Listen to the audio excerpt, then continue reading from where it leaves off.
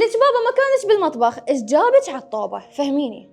زين، شنو رأيك إذا أقول لك منتخب كوريا الشمالية ماخذ كأس العالم 8 مرات و3 ألقاب ببطولة آسيا وميداليتين ذهبيتين بالأولمبياد. هسه أنت أكيد عبالك دا أحكي عن منتخب الرجال صح؟ لا، لأن أنا دا أحكي عن نسوان كوريا الشمالية. هذا الموضوع مو صدفة، هذا هدف حكومي مدروس، لأن هاي الدولة معزولة عن العالم، فاشتغلت الحكومة حتى تثبت للعالم إنه إحنا مو بس بلد تهديد وصواريخ وهاي الأمور، لا، دا تقول إنه إحنا بلد متفوق بكرة القدم وبكل المجالات. وهناك النظام يربي الطفل من عمر 13 سنة على الرياضة، وهذا الموضوع مو اختياري، لا، هذا إجباري.